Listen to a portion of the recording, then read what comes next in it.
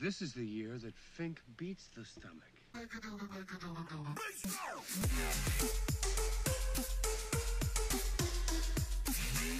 Welcome to Fink Beats the Stomach, your sort of bi-weekly helping of all things competitive eating. I am Mike Sullivan. And I'm still James Splendori. Episode 100. Shocking for a lot of reasons. Yeah, well, considering last time, considering when episode 99 was. And also, just the fact that we made it this far at all is cool. Yeah, absolutely. It's for the 34 people watching on YouTube. Yeah. The YouTube numbers have been funny to see as I've gone back to the show. Embarrassing. You mean? Yeah, like because people are like, "Oh, how many listeners you get?" I'm like, YouTube helps. YouTube. Like, yeah, and it's like, nah, it doesn't. But hey, man, cheers. Cheers on 100. It's pretty crazy, yeah. You know, it's been, we started the podcast back in 2014, and we'll get into all the pomp and circumstance of that. Yep. But as I kind of joked, we're not really bi-weekly, but we've always kind of said bi-weekly. It's kind of true. Oh, as the baby's we've crying. made the baby upset with Fink Beats the Stomach. Our first episode, having a baby in the house, just to show how things have changed over the 5.5 years we've been doing this podcast. Yeah, because we were fresh roommates. Yeah. When we started the show, and now we're like making concessions for your child. Yeah. On the show. And we'll get it because I was about to say this, but Jesus. All right. So anyway, well, I guess the one thing I want to say up top, just as sort of what you're getting into in terms of episode 100, because James and I were kicking around a bunch of different ideas, different segments, interviews, retrospective, this type of thing, and after kind of going back and forth for a little while, and delaying our plans for various reasons. We kind of looked at each other and said, you know what, I feel like the best thing to do is just the two of us sitting together talking about the last 100 episodes plus many specials that we've done, which I've been scarcely involved in. but yeah, you've been there along the way, and I feel like that's really the best way, the most apropos way to celebrate episode 100. Yeah, I mean, there's been a lot of like iterations, like unofficial iterations of Fink Beats the Stomach, but I feel like throughout all of them, we've always been like, well, people like the show because we're friends, right? Like, and we should just sit here and talk about the things we like because that's a huge part of it, and it's been a huge part of our friendship, and vice versa. Like our friendship has been a huge part of the show. So like, let's just make this as like an excuse to talk about fun stuff that we've done for the last couple of years. And also, I thought about this on the way over here. A classic like sitcom bit of like the 100th episode, just like an excuse for them to not create new content, and they're like, and they just like were like, oh, and that one time we got stuck in the elevator, and they do So we are in a long line of entertainers doing the let's look back on the last couple episodes bit, which I love. I love it too. And so for anyone who isn't into that, which only my mom, Rachel, like the people that are listening, I feel like will be. So at least you know what you're getting into. We're not going to talk about any of the results or anything that's going on. It's just sort of you and I separately have gone back and kind of skimmed through the pantheon of Fink Beats the Stomach, and we want to kind of go through and chat about it. Yeah, it took me 99 episodes to start listening to the show. But finally, episode 100, which is great. The show's better at times than I realized. And I feel like we'll definitely get into this of. Listening back to the early episodes does put in perspective, what I feel like the future of the show should sort of look like and be. And we'll probably get into that more. That's maybe an off mic conversation. Yeah, and that too. But it really, I feel like right from the get go was something special. But James, I feel I have notes, by the way. This is what I'm looking for. The 34 people who are watching on YouTube. I'm not just bored. I have notes. We've both gone through, and I feel, James, the best place to start is really the origin of Fink Beats the Stomach. Yeah. Which I'm actually really curious to hear your side of this story, because or at least what you remember about it, because the simple version that we've told, I'm sure, on the show and anytime, like I'm sure like you and Kate have to do like, oh, how'd you meet? Like, yeah, right. That's what this is. I never thought about it that way, but that's 100% what it is. But, the simple version is basically, obviously you and I have been friends since freshman year of high school. Some would say best friends. Some would say best friends. I would, as Kate in true tradition is off mic mocking us. But and we, I had moved my job had moved me back to New York City. I was in Jersey Thank for a while. God. Yeah, and we moved in together with Leanne as our third roommate. That's right. 406 West 56. Finally giving away the address now that it's been We're years allowed away. to. We're allowed to now. And I moved in the, I believe, April timeframe. Sounds about right. And then, June 2014 was our first episode. So sometime before that, I think I had approached you about doing a podcast idea, and we were going back and forth, and I threw out the idea of competitive eating, and you agreed, and we recorded our first episode. I don't even really remember there being... I feel like you came with the full pitch. I know when we talked about it, I know we were in your room, which is weird that I remember this much about this conversation. Maybe just because it was hot. That's why we were sitting in like the air conditioning or something, which is maybe also another... It should have been in my notes that like... Listening to old episodes, it's mentioned no matter what apartment we're in. And I was like sweaty thinking about those episodes. But I remember you coming with like the full pitch. You were like, look, we had the Alamo. I want to do another podcast, which we never really have. I don't think we've ever really talked about the Alamo on this show. No, Alamo is basically a podcast that I did with another friend of ours, Max Reed, while we were in college. Yep. That lasted a few episodes. It was a fun thing to do, but I had such good memories, not only doing it, but it was nice to even listen back as a snapshot of that time. Yep. And it's just a fun hobby, and it's so easy, and this is pre, when YouTube was becoming, what it is from a podcasting production show standpoint, where I said, you just get a microphone, you hit record, and it's really easy. So I know that I was like, I want to do a podcast, but I don't know what it is. Right. But then my memory is, as everyone in our life knows, spotty at best, but I feel like I do have a pretty specific memory of you being like, the pitch was like, no one else will do this. Yes. We're never going, because I was like, what are we going to do a podcast for? Like, they were getting more popular, at least in my lexicon, or like my sort of experience. And I was like, why would we do it? You're like, no one else will do this. At the very least, we can get people interested in, because we will be the only people who have this podcast. And you had also done the research. But what I'm trying to remember is, I remember you pitching it to me as like, oh, we should have an activity to do together, because like, we live together, like, let's do it. I wondered if there was any other activities we had considered. Like Zog Sports. Right. Like 100. That's what I'm thinking is like, I wonder if there was a moment where we were like, oh, or maybe we should just like get super into like, I don't know, like glass blowing or something. Like, I don't think we would ever have picked that, but I wondered if there were other things. I don't remember that. I just remember me being like, great, as long as we don't do it every week, which is insane to think we were going to do it every week. And 2, we can get hammered. Yes. And the latter definitely happened early on. Yes. As aforementioned, growing up a little bit, we've gotten less hammered most of the time. Most of the time. But that was a key selling point, and then Fink Pizza Stomach was born. And you knew nothing about competitive eating at the time. For like the first 4 episodes, I didn't know anything. Yeah.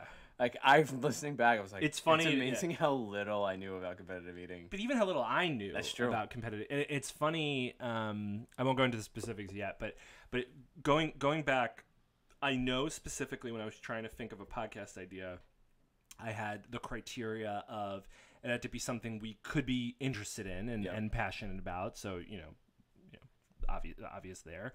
2 was that it would have to be something that had enough content on its own that we would have enough to talk about. So we wouldn't do a podcast about a TV show that had ended, or a single movie or whatever. So it was infinite in a sense. And number 3, the most important, was that no one was doing it. And that was like what you had alluded to, because it popped into my head, because at this time, Kate and I had gone to, who were dating at the time, by the way, we had gone to, I believe, 2 Nathan's contests, because we saw it on TV, and we went, I think the first year we were still, or at least I was still in college, and then and then that second year. Wow. So the 3rd year going was our first year going as Fink. Wait, but you didn't have to work at Silver Point? This had to have But been no, by senior of college, I was at Silver not. Point? Yeah. Oh, because you were doing like chemi stuff. Yes, yeah, exactly. Okay. Which so I would have had off for the 4th of July. So, real inside information. Yeah, right. 3 people know what that sentence means. Like, oh yeah, chemi stuff. Yeah, chemi stuff. Silver Point. Got it. But so it popped into my head, and I remember looking into it and seeing. I can't remember how much I knew about the circuit, but I only knew a handful of eaters. Right. And I did a quick search, and I saw a bunch of podcasts would do one-off episodes, Right. like a special about competitive eating, and they would have one of the eaters Which we'll on. get into one of those podcasts I'm very sure early we on in will. this episode. But no one was really doing it, so then we started to do it When do you think you found eFeeds? Before the show? because of the show. So I mean, like before episode 1, which no one's heard. As part of research for episode 1, I believe found is when I eFeeds, found okay. it. I don't know episode for 1 has been gone for since like episode 3. I think like episode 3 we decided 1's got to go. There is a way we can access episode 1. I think I have episode 1 on my computer. we can access it. But episode 1, I wonder now what we would think of it. Even I didn't want to listen back to it for this episode. I also have a note about some of that as well. So anyway, so I don't know if we're done with the point, but so the conceit of this episode is, at least as we thought about it, was we have 6 years of this. Let's try to break up years and see if we can talk through some of our favorite stuff that's happened in the last couple of years. This is super interesting to me, mostly because like it tracks so much of our lives over like the last couple of years, and like you know when we lived together, when we didn't, is also a huge part of the show, and like the fun things about both of those are also a huge part of the show. But so the conceit is every year Mike broke it out by calendar, I broke it out by Nathan's to Nathan's. But I think we can still make it work. We just wrote down stuff that we thought was fun and cool and like what we liked.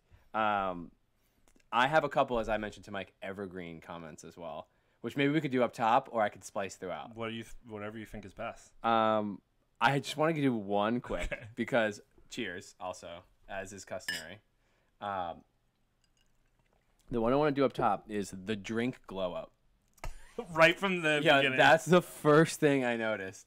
Was we were like, oh, we got the Evan Williams, and like, oh, we were trying to get a sponsorship with Evan Williams right in the beginning, and then like just gotten better booths. Yeah, like we have slightly more money. Which gotta give a shout out to the Long Branch, the Matthew McConaughey Wild Turkey collab, and this bottle in particular is from Thomas Murphy as a Christmas gift. Esquire? Christmas or birthday gift? No. Whoa. Yeah. Wow. Thank you, Thomas. So the drink glow up just cracked me up because like. It was such an important part of the show, and we were like, Evan Williams is the best you can have. And then now we got like Wayne, you know, we were drinking high class Wayne, Canadian. And I remember right in the beginning, people like Rispoli and Bricado shouting out the clinking of the glasses. That's my first note I wrote was how, I don't know what. It was like episode 2 that got brought up. Well, because what changed, and maybe like you don't have to give a long explanation, but like what changed that stopped being so prevalent? Did you change the way you mix the show? No. Did you get better at sound? Because like at a certain, I don't know. I feel like it stops at a certain point, and like you can kind of not hear it as much. Yeah, I can't. For some reason, I remember early on we were trying to do a drink of the episode. I thought because we had the blogspot, we had blogspot.com. Some pics and links. And I remember when writing up the show notes, so to speak. I remember for a little while putting in the drink of the episode, which is such a podcast thing. Yeah, so I remember we tried to do something different. We would do beer sometimes or whatever. So I don't know. Maybe we did a stint of beers, and then by the time we came back, I don't know. I honestly don't know. Or maybe people do hear it and feel it's not worth commenting But on. I've as part of the show. very infrequently listened. Like I feel like it doesn't. Also, it's always super hot in the loft. Maybe they melt. True, because we're already. Yeah, maybe. Well, I poured this like 2 hours ago. But that's my evergreen one, and then my first year one, which is year of our Lord 2014 to 2015. Yeah. My first note is just clinking ice. Yeah. Such an important part of the ambiance of the show, and I feel like really was fun to like play up. Also, it was fun, especially before we did video. To like, I would like really after Brispoli mentioned it to me once, I was like, I would always like do it next to the thing, and it was just like a fun. I felt like it really brought you into our living room, which no one really came to because it was too small. Because they just physically couldn't. Right. I do want to make sure I'm realizing before we get too deep into episode stuff is the name Fink Beats the Stomach, which we have mentioned before, but of course, one of the things that people always comment on is our name is the perfect balance of a really funny and cool competitive eating reference, and then if you don't get the reference, it's a unique enough name that people seem to remember it, and it just sounds kind of cool. So I'll never forget when one of the things going into the podcast is I said to, I was like, okay, we need a name, we need a logo, We need theme music. And I could provide none of those. We need all, but we had a lot of conversations, I know, about the theme music. Yeah. And I don't remember how Recess came up, but I remember us.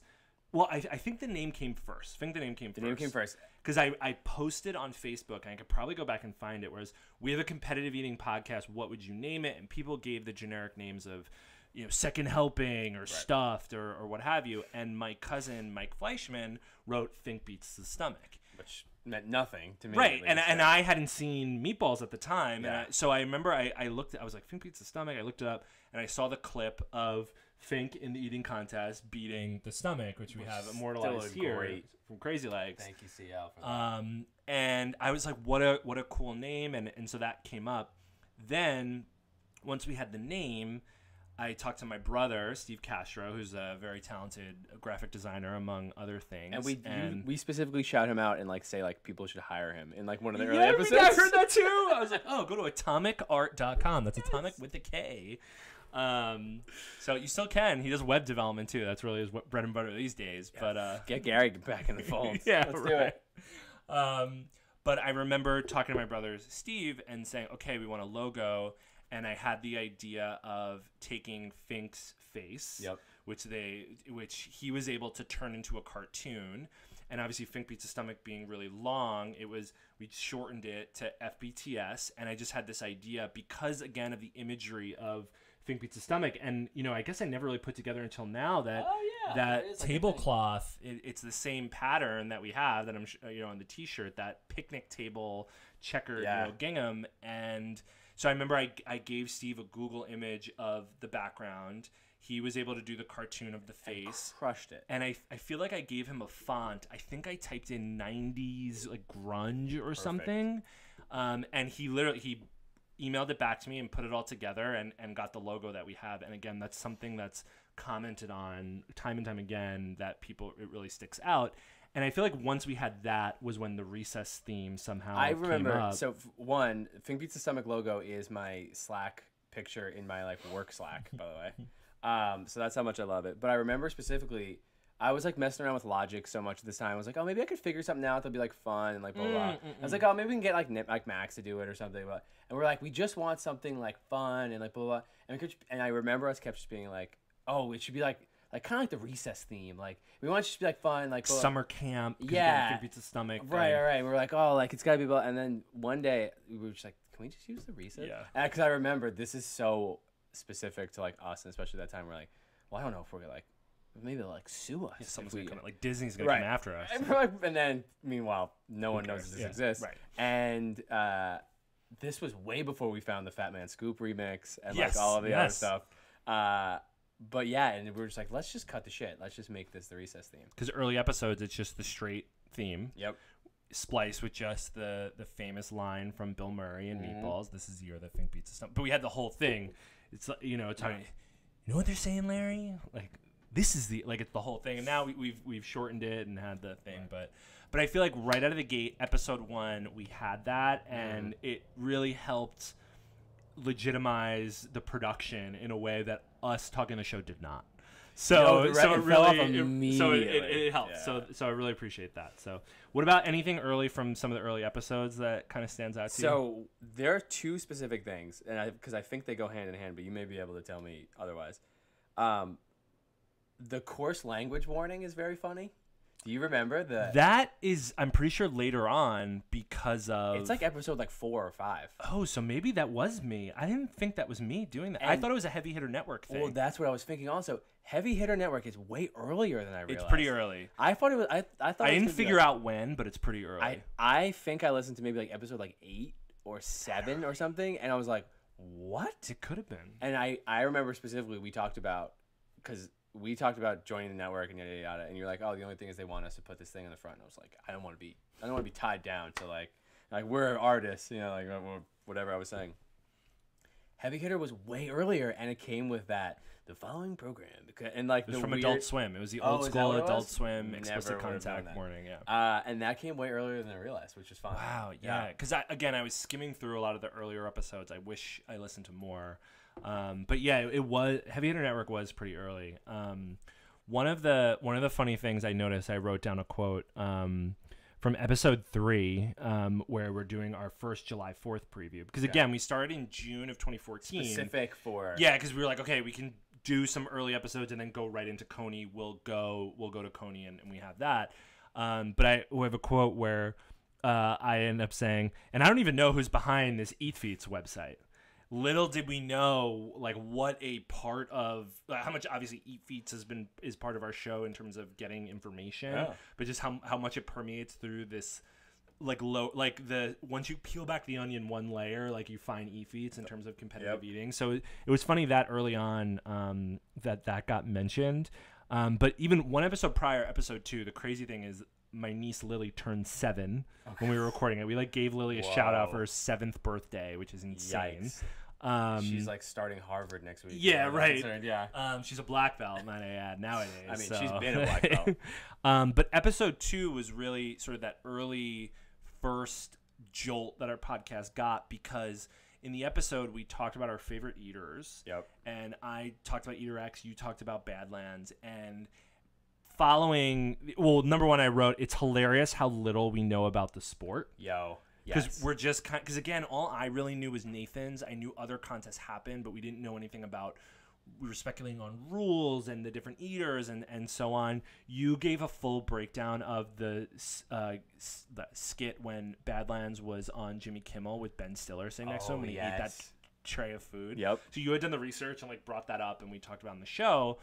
But the reason that really was a turning point for us was, as you know, we had started our Twitter account, and I tweeted out, episode 2 where we talk about at Badlands, at EaterX, and both of them retweeted us. Yeah. And that was when Eat Feats kind of grabbed us and also retweeted us. And Badlands, I think I emailed Eric and was just like, hey, like, we're huge fans. Like, we saw that you like gave us love on Twitter. Would it be cool if we used one of your songs on the podcast? And he said yes. And again, we thought were like, whoa, Badlands is right back to us. Like, blah, blah, blah. We were like freaking out. I mean, all of it, like I said this before when we were sitting downstairs, like, it felt so big at the time because, like, we didn't know. And, like, look, it's still very important, but, like, we have more of a sort of, perspective. But we were just like, yo, Badlands Booker knows who we are. And, I mean, we can get to another big moment with Badlands later. But the funny thing, because you were talking about E-Feeds, the Sykin beef was... I wanted to get into this. Yeah, because I feel like we have to talk about it. And because I remember behind the scenes, me being like, Mike, because, your mom listens, so F this guy. And I was out, and you were... I caught the 1 second where you were, like, so respectful. In episode 2, like near the end, I was talking about it. You're like, we had some disagreement with but we're gonna have next episode. We're gonna have Brian Sykin on, and like, so excited. Meanwhile, we were being online bullied. Yeah, he's a dick. Yeah, I mean, so just to, on efeeds.com. Let's lay this out here. So it was episode 2 that Brian, because of the retweeting and of the other eaters, Brian had heard episode 2. Yep. He had, I guess, a podcast. I put in quotes. This was one of the previous. Right. I put in quotes not to be disrespectful, but because basically what he would do is he would record the audio and upload it to his website. So it wasn't like through iTunes or anything. Right. So he started tweeting at us being like, oh, like, you should give props to like the original podcaster of competitive eating. And I was like interacting with him. I was like, oh, this is cool. This guy who's ranked in Major League Eating, he was number 50. That's before we knew the process of the rankings as well. So we had no idea. So we had no idea. We had no idea how they came down. So we're talking, and he was like, you should have me on the show. And I was like, yeah, cool, whatever. Then by the time, like within like another week or two, he posted a new episode of his show, and I listened to it, and he spent 30 minutes, which we're doing now again 6 years later. Correct, yeah, but like playing clips from our show and like mocking us. And I was like, how Kate's still mad. Yeah, Kate's still mad. I was like, how, like, he wants to be on our show, but then he's making fun of, like, I don't understand. So then we specifically were like, yeah, we had this beef, and then we decided, I remember, to ignore him. Yep. Which just made it worse. He was like tweeting at us, like blah blah blah. And I remember specifically that he was like, these kids, they're not gonna make it past episode. They're not gonna make it to episode 5. So then when we had episode 5, I remember we wore blazers. Yes, that's right. There's a photo. Like, it's the photo that I the used. Teenage Mutant Ninja Turtles glasses. Yes, That's and we're right. like, episode 5. Like, I'm wearing a blazer that I got from Unique, the thrift store in the Bronx. Yep. And that was None like of our them fit us, I'm sure. yeah. And that was the thing, was we made it to episode 5 because we had this beef. And I don't remember the turning point, but it was episode 9 that we finally had Brian. Episode 8 we were supposed to have him on, but something happened. I don't remember what. And you 9 made we some like sort of apology. yeah. Episode. I'm like, but I then don't 9 know. we like actually that was my fault. 9 we actually had him on.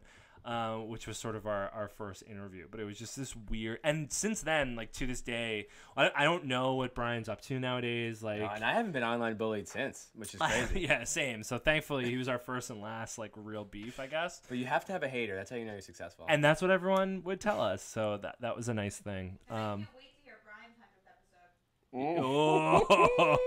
episode. But James, it would be remiss because going back to episode 7 Yeah. was the first time we talked about going to Stitch, our first live Whoa. eating contest. That it was, and we've kept up with Stitch. Yeah, well, yeah, and I could do. We went we went in 2019 and 2018, but before that, 2014, we've gone. That was our first time going, and we didn't go again until the 2018, and that was fun just because I remember emailing the bar and being like, "Hey, like we have a podcast. Like, are you? I think I remember Googling how to ask for media passes." And they were talking about like credentials and having a Little did like we a know. book, like basically like a press kit to Which show like the what press we're kit's about. been good. Which It plays. we've The nose kinda plays. kept up with. And they were like, no, like you guys can just like show up. Little do we know, it was just this like random wing contest in a Yes. bar. But that was our first time attending something as Fink Pizza Stomach, which was And pretty cool. it was good to get like a practice run in. Like that was. I'm glad Nathan's wasn't our first. Do you remember a lot from our first Nathan's? I mean, that was the raining. It was That the monsoon yeah, it year, was- right? That was the whole thing. There's one thing, and Kate will remember this well because her and I had the same reaction. 2 things I remember: it was the rain, and you giving George Shea a gift basket from L'Oreal. Oh my god. Kate. It's so embarrassing. It's so embarrassing. And I remember at the time you were even like on the fence about it, but you're like, "No, I've committed. I'm gonna do it." Like it's a nice thing to do. It Yeah. was like, and we were just like, "All right, dude, like this is weird but cool." Because the quick backstory was, first year we went, we got super close to the stage because we showed up early, whatever. Second year, I was not. yeah, you were I not was there. not at first two. Second year, we went back and tried to do the same thing, but they opened the gates up from a different side. Yep. So we kind of got, we basically were like pretty far in the back. So and during that time, Kate and I had dressed up as, Kate was George Shea and I was Eater X for Halloween. Yep. Again, all that is pre-podcast. Yes. And there's a photo of the 3 of us. That's right. In Kate and I in those costumes. You dressed as probably like E or whatever you were dressed up as. I was. This is a very specific. This was a Fagari night, by the way. Kate will also remember the Fagari night. This was when I basically doubled down on E because I was just in a suit already, and You were working or something? that was You when were I at the came up strip? with what I've done. Yeah, I was working. That was like the 80th hour I'd worked that week, and I've been this every year since, which is busy. Because I think Kristen was like, "What are you like? What are you?" I was like, Busy. I'm too busy. Like, and anyway, so that spawned every year I've dressed so up since, funny which is to too busy. see. But so I had tweeted at George after. Well, I think during the contest I was tweeting at Yep, him. I remember that. He obviously like didn't see. So then and I was just like, "Is there any way like we can get out? Like we've been waiting here." Da, da, da. So whatever, it didn't come through. But then maybe a few days later, he tweeted back at me and said, "Sorry, we didn't see this. Send me your email address and we'll send you." He's like, "Get in contact with me a few months before next year and we'll get you friends and family passes." So that year that we had the friends and family passes ended up being the first year that we went as Fink. And I can't remember how we swung it, but the first year we went as Fink, it was me, you, Kate, Christina Butenhagen, Joe right. Maruca, Tommy popped in. Like, I think it was the 6 of us, but No. we probably only had 4 I feel passes. like there was the other dude. Who was the dude? Jose. Jose. Was he there that year, though? Or was he? I thought he was there, but he was. He was not with us. Yes, But he Buddha was. was. Yeah. Because we were standing. We didn't really know where the friends and family pass Yeah, got it us, was which all- still people don't seem to know.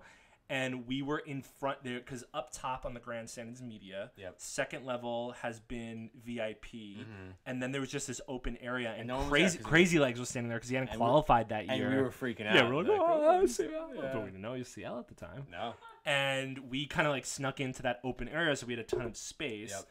Pouring rain, the monsoon year. Mickey Sudo's first year That's right. winning, so we've been there every year along it with a way with her.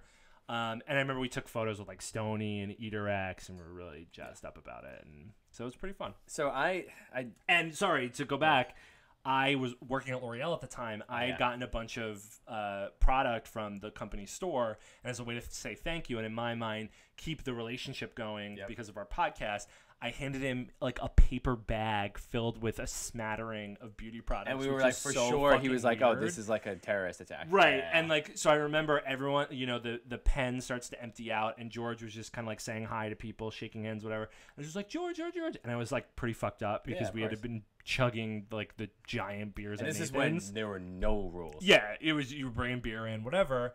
And I just remember handing it to him, and he just was kind of like, thanks, and just kind of went. So, and I've never. There's such good hype man for you. Who is? Man, ready. So yeah, so that was a weird thing. It is. And so I don't know how far we are into this episode, and we haven't gotten out of like It's year fine. one. There's no time limit for this one. Oh, we're going back to the old days. So I have just. Let's keep it moving. Okay. I have a couple. I just want to pop them off. Sure. Maybe if anything sparks Yeah, your sure. interest. The sound issues and mostly because you're a sweet boy. Apologies about them. Yes. We Very eventually stopped self-conscious. it. I was very eventually stopped it, self-conscious. right. I still am. And this is one. I think I even texted you about this.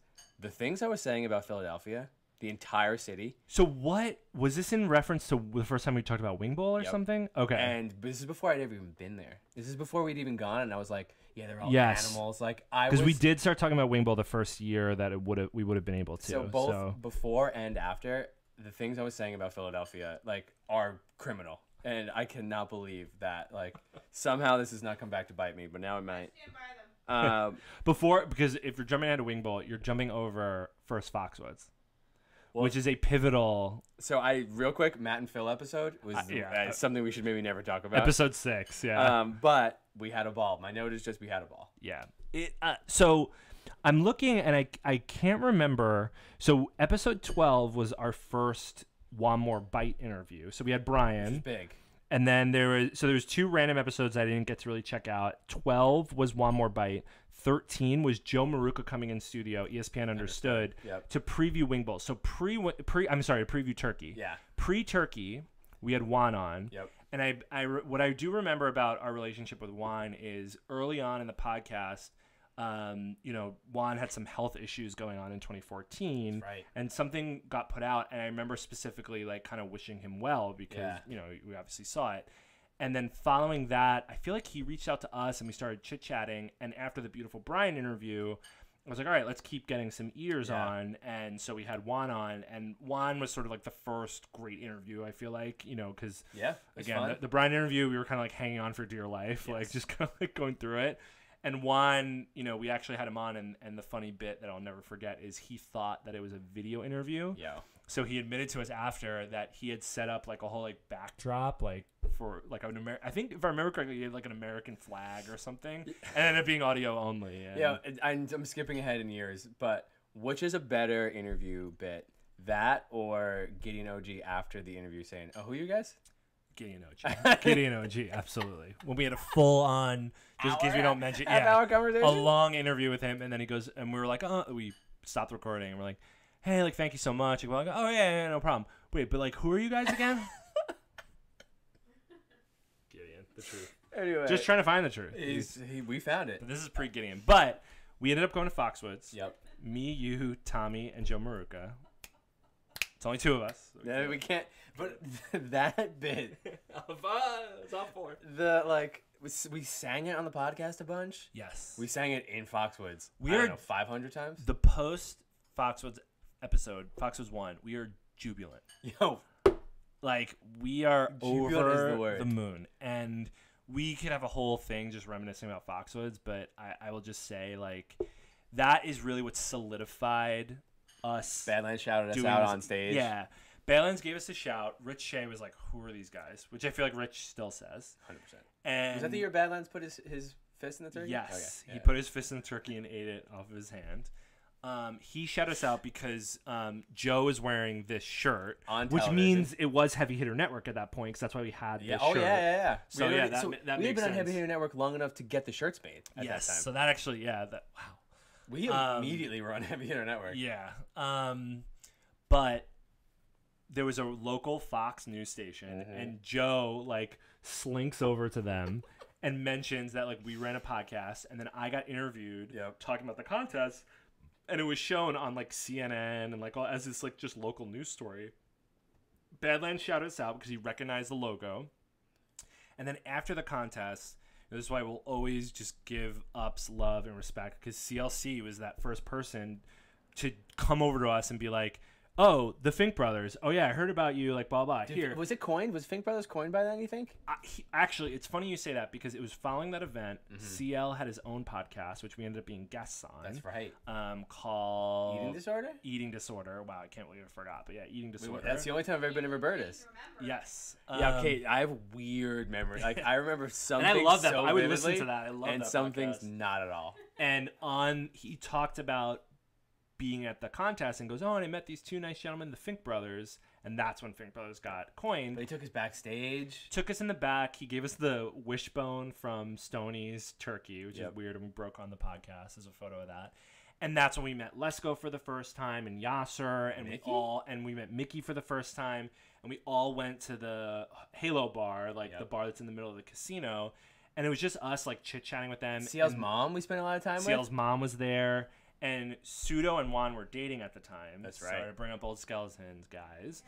But they were dating at the time, and I remember Juan wasn't there, but Pseudo was on the phone with him, and we were like chit chatting with Juan, and that parlayed into shortly after we had Pseudo on, and then we hung out with them at the bar, and then we left, and we had our own night. But I remember just being over the moon about how like we met CL, Badlands shout us out, like Lesko, and that was really like that first core group of like eaters who we really like fucked with. But did we go twice then for that contest? What do you mean? Well, then the second time we went with Gergie, Oh, okay, right. which was the following year. And that's when Tommy, the best picture of Tommy ever with him. Yes, I still can't believe that exists. Yeah. Okay, because I was trying to think of the time that we then hung out at the crazy hallway bar. That was the following year, which we'll get to. All right, 2015. Okay, because that actually has a very specific place, but we'll get to that in a minute. So, and that really kind of closes out 2014. Okay. Because we had Pseudo on for the first time. That was the Show Us Your Belly thing, Which I still talk about when people ask me about YouTube. I'm like, no, well, like, was there's a weird weird people. part of YouTube I don't want to talk about. Yeah. And then we did a retrospective. Episode 16 was our look back on the year of Fink, even though we had only done it since June. Well, there's no content around this time though. Right. Like this is why we're doing this episode. Also. And then 2015 was the first time, our first episode of 2015, CLC came to our apartment.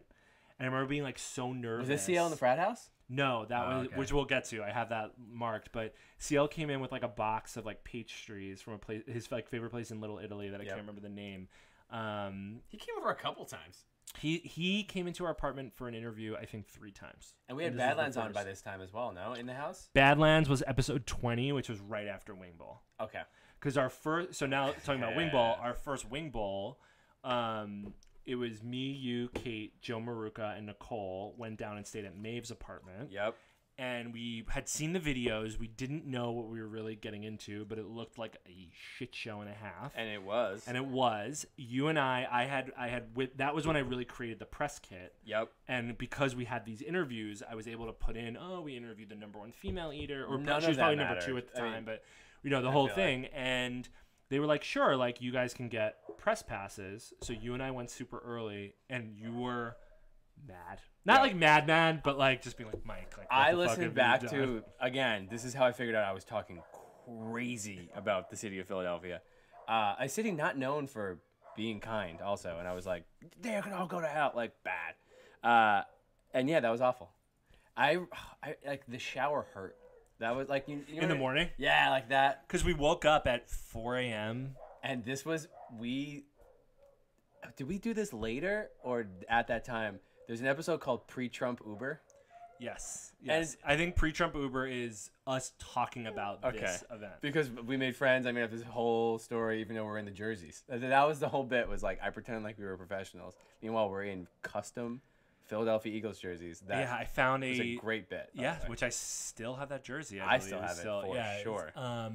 I had made from a Chinese knockoff site two different, one black, one like the home and away Eagles jersey, one with Fink, one with Stomach, both with I believe 23 on it because it was the 23rd Wing Bowl. Yep.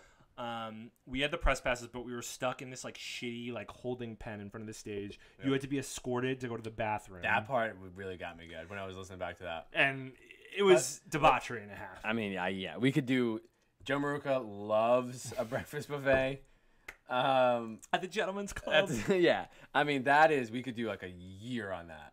But Mo Train, coming out of that, I do want to give a shout out. Mo Train, I don't even know how he came on our radar, but pre-Wing Bowl, we did an interview with him. And then I remember like seeing him at Wing Bowl and like giving him a what up. There's like a cool picture of the three of us together, like when we were all walking out, like crawling to Xfinity Live for the first time. Yeah. That was when we were trying to get interviews with people and no one would use their real name. That's what, at least that's what the episode said. Like everyone was like, it's like Greg. Like we know, you know, like. Well, I remember Kate was so drunk. Oh God! And she was At doing interviews. 9:30 a.m. She was also? she was blacked out, and she was doing interviews with people. And Kate, who was it from my family that was like, "Oh yeah, I heard that thing," and you were like really embarrassed about it? Everyone? Yeah, there was someone in particular. It was a dark time for me. Also, like this is something that just occurred to me now that Kate's involved. Like, your child can hear that one day. Yeah, Kate, you better look out. And that was the day that I learned about the taking your shirt off thing, and then it was the worst peer pressure of my life. So anyway. Yeah, we'll move on. But I had fun. But you were like, that was fine. You were like, I'm never going to Wing Bowl again. I haven't been back to Philly since, actually. That's where we're at. And you've held true. But the best part of that, maybe not the best part of that trip. Maybe. One of my favorite parts of that trip was you and I, like, we had to, like, switch seats, I think, on the bus. Yes. And we booked, like, a whole WWE, like. Took the bus there. That's how young we were. We took a bus. I don't think I've been on, like, a non-MTA bus. Like, Amtrak 100 times out of 100 at 30 years old. You know what I mean? We took the Bolt bus for, like, $15. And we were like, all right, so then one more bite wins. But he goes heel. And, like, 2 hours in this thing.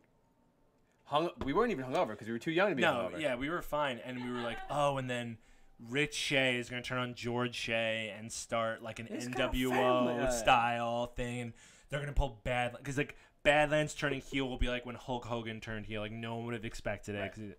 And that was how we spent 2 hours of our time at that time in our lives. What about anything else from early 2015 because I have a few things, but so again, I have 15-16, so I don't know exactly the time. This was the 15-16 season was when Shelley said Fink on MSNBC. That's online too.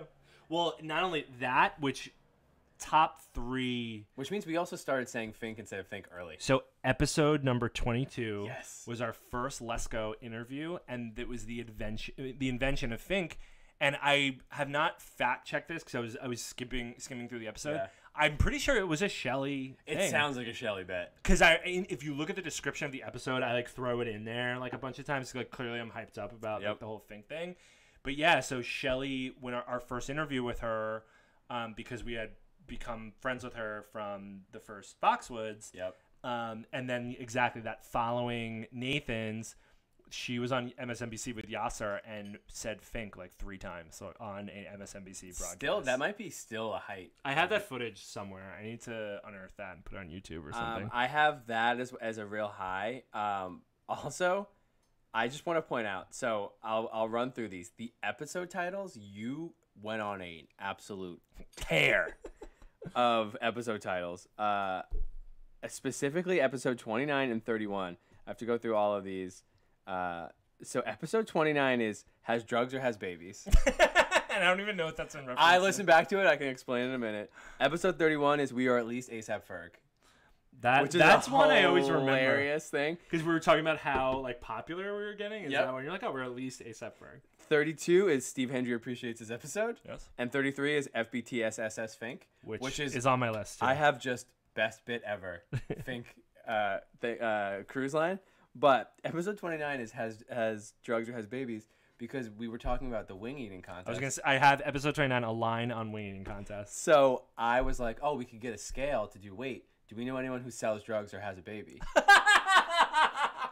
And we talked for like 15 minutes about why you would have a scale if you had a baby. As someone who has a baby, we do not have a scale specifically for My the baby. thinking at the time was, oh, when I was in the hospital as a kid, they would like weigh their diapers. Apparently, someone told me. Yes. Kate. Thank you, Kate. Thank you, Kate. And you were like, no, I don't know. That doesn't make any sense. And I was like, no, I'm telling you. As a father, I still don't understand that. But I was adamant about being like, no, Mike. They weigh the poop. It's the whole thing. You don't get it. And we talked for like 15 minutes about whether we know any drug dealers or anybody with a baby who would have a scale. And then we were like, no, we'll just get a judge. It's no big deal. And we did. I mean, that's did. a good segue to we had a wing eating contest at Hooters on National Wing Day. Yep. And what sort of sparked it was the fact that Hooters corporate had reached out to us and said, Amazingly. hey, like we noticed that you guys are doing, you guys are talking about competitive eating. We're having the Hooters wing eating contest. Would you be interested in doing an interview with one of the eaters? And it was our first time interviewing Adrian the Rabbit Morgan. I remember we were like, we made it. Yeah, absolutely. Well, because a corporation came to us. And we had like a media contact. Like, Yeah, we had hell never yeah. had, yeah. So that was pretty cool. And then you and I ended up doing a wing off in Hooters, which was the most probably upsetting thing for a competitive eating fan because of how pathetic we were. We did first to finish 20. I think so, but they threw more than 20 in. I don't remember. No, I feel because we had Rispoli there with the referee shirt. I forgot. But which it didn't fit him, so he just No. put it over his shoulder. And like Carly Costco was there, Sam Leventhal was there, obviously Kate was there, Brian and Rachel were there. No, like, amazingly, I think it was just Brian. it was just Brian. If I remember back, which is amazing given how much she's listened to the show, I think it was just Brian.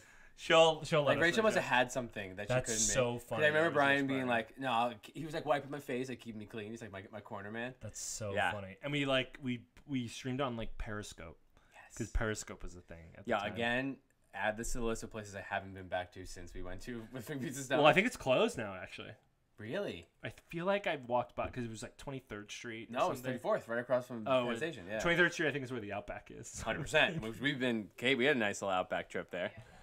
I don't remember what move was that we went. I don't know. I don't know. We went to But Outback. that was a funny thing. I do want to like going back in time a little bit. Drinking the Tall Boys, which was episode title. That was 25, and what was that? Though? so what was important about that is it was Matt Stoney's last qualifier that he ever has had to go through, because then he ended up winning.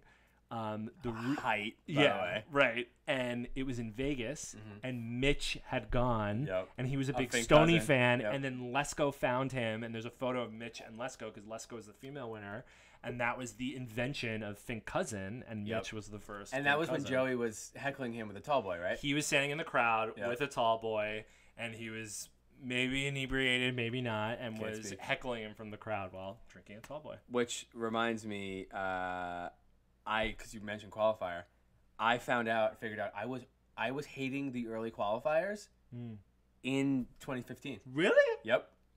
Because I haven't mentioned later. I haven't like fact checked that. I That's remember, I amazing. didn't write down what episode, but I listened to like a 30-second clip I happened to catch people. And you being were like, ugh. like, why is this so early? Anyway, blah, blah.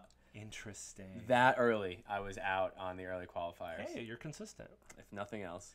It's worth mentioning then to 2015, we started doing spotlights. Yep. I can't remember the genesis of it, of why. I feel like I can, which was a very specific and so on brand Mike Sullivan moment, where you were like, we started this podcast to like talk about interesting things in competitive eating, and to like highlight the characters. I want to give everyone a chance to like get Sounds a about chance right. in the spotlight, because our big beef was that we only saw like The Joey and- well, and you were specifically like, I feel like everyone else deserved a shot. Wow. And I specifically I'll take said, it. I won't do that. Because I don't know. I didn't. And the Mike Sullivan solo episodes were born. Then they started. Because I did a quick like roll call. First spotlight we ever did was with Dave the Termite Wood, Which I was on, I think. Yeah, I'm sure. Yeah, for the first one. Yeah. And we found out that Dave the Termite Wood knew somebody who I knew from Long Beach through Tommy, and it was a whole situation. And Termite ended up. He was the wild card lead at the time. Didn't end up going to Coney, so we were like, oh, this is kind of cursed. We had Lesko on, we had JMB on, and SNA Biller. I remember I feel like he reached out to me on Twitter, and I was like, yo, let's get this guy on. Yeah.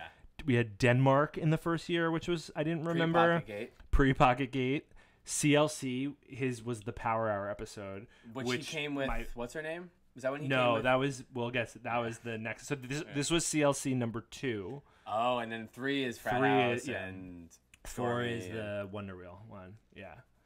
When we thought he was going to die. We'll get to that. Oh, God. Yeah, okay. yeah.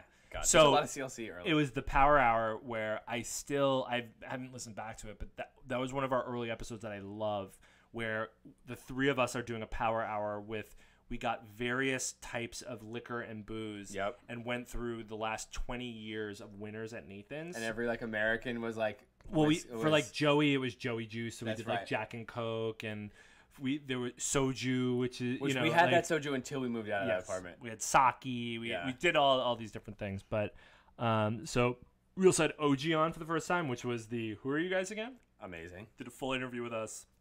Couldn't remember who we were, or didn't realize who we were.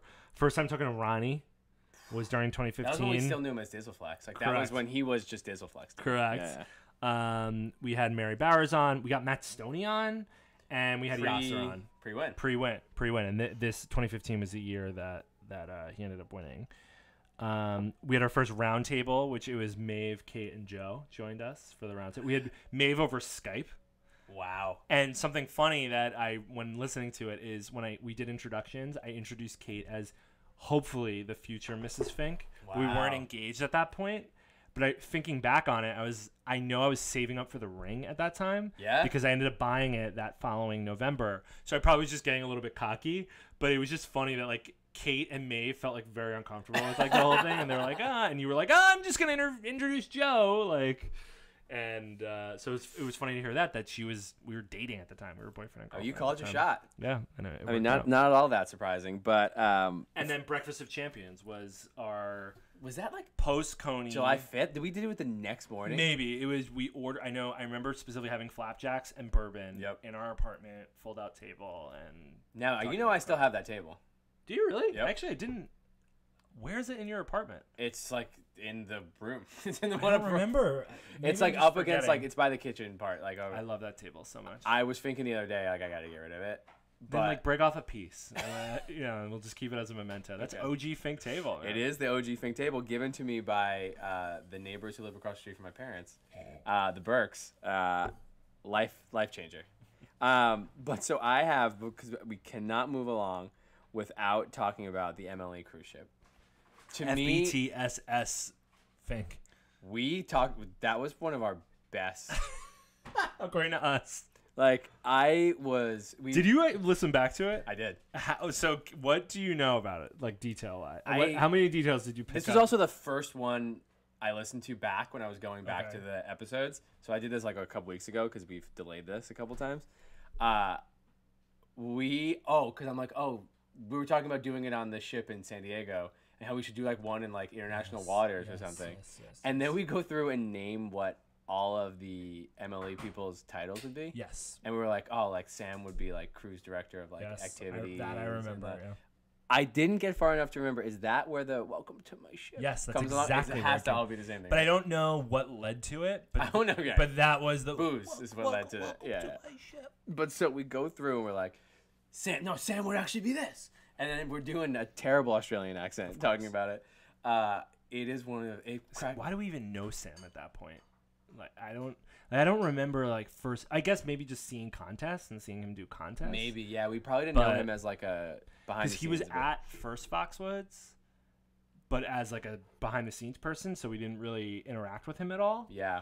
And I don't really remember. Sam was just always Sam, you know. But clearly we had love for him if we put him in such a high position on the ship. I mean, like that part to me, I know it's like ridiculous to recount a thing we've already done on the show on another episode. I was cackling listening. It's still so funny, and like to me the perfect encapsulation of why the show works. And honestly, that kind of leads into the latter half of 2015 is, you know, arguably the most pivotal year of Fink Beats the Stomach, or time for Fink Beats the Stomach, because number one, it was second Foxwoods, which arguably is just peak Fink hijinks. Yep. Which we can get into a little more detail in a second. And then also the announcement of the first Finky Awards happened at the end of 2015. So, you know, with Foxwoods, obviously we had such a good time at Foxwoods 1 for just going to the bar with the eaters after. Yep. But then over the course of that year, through Nathan's, through whatever. That was the moms. The first year was the moms. The first year was the moms. Okay, there we go. As I mean, like, we didn't really, Dangerous we weren't Donnie. with the eaters. Some things just stick. Yes. Remember? Yeah, yes. okay, there we go. I'm back. So then the second year, we were like, okay, like we have to go. We're going back to Foxwoods. It's going to be fun. So Tommy was in, and obviously we were in. Joe wasn't able to make it for some reason. Yeah, I can't remember why. And then Gergie, We added a girl. who I was sort of friends with at work. Like, Yeah, we were it was like risky loose. to like Yeah, bring I a remember work friend to this. And I feel yeah. like we must have been a happy hour, and it got brought up, and I said, yeah, you should come. And he was like, oh, I'll go. I'll go. He lumbered his way down. And lumbered his way to Foxwoods, and we drove up, and I did, and this is something I should also listen back and like re-release, but I did sort of like an edited audio package from that event of different interviews and stuff, and it includes like us in the car and us singing and How many times do you think we sang it with Gergie? And 1,000. like, and I'm not exaggerating. and I think that it's walk actually we were at talking the- about earlier, every time we took a walk and there was like any silence, we just got right and into you it. went into it, and then so it just, because we had at that point we were building on the relationships we had made the last one. We had gone to Nathan's, we started to do spotlights. We were really part of the community at that point. You know, I remember going in, and Pseudo and Lesko and Juan and Yasser and Badlands, like all these people, and CL, all these people who like sort of the best of the ones we were thickest of thieves with were at this contest. And Joseph Josh Chestnut was at this contest. And Joey was there, who we had this weird relationship with, because Kate on the first round table was like talking smack about him because he was, you know, sort of the champion, the king, and she was like, I'm over him. And then it's not like having a football podcast and talking shit about Tom Brady. You don't see Tom Brady at Professor Tom's after the Super Bowl, you know? So I would talk shit about him too. yeah, well, kisses his that's why kids we in love the you, mouth. Kate. Yeah. Yeah. But anyway, so we had this whole build up. So like, it just felt like our event. This is it. Like, we walked into the ballroom at Grand Pequot. Pseudo specifically had them make Cena her entrance music. Yep. Which is someone who's an MC now. I wonder how that ended up going down. Weren't we on like a Snapchat or something from like? Remember the social media people? Snapchat, like the company, was at the contest as part of like, I don't even know if it was like National Turkey. It wasn't Thanksgiving because it was the Saturday before. But yeah, on the global story for whatever the thing was, they like did it. And Gergie, my Snapchat, because we had like our own Think Summit Snapchat, I guess. Gergie like talking about it, and I think I have a screenshot of it. It's still somewhere buried on like Twitter or whatever. Was featured on that. Pseudo comes out to Cena. Pseudo with the upset over Joey, where we freaked out. Me being interviewed by Gergie, and I think you filming, and that video's still online, of me legitimately freaking out over Pseudo's win. Because again, we were just such big fans, and that upset, and the thing.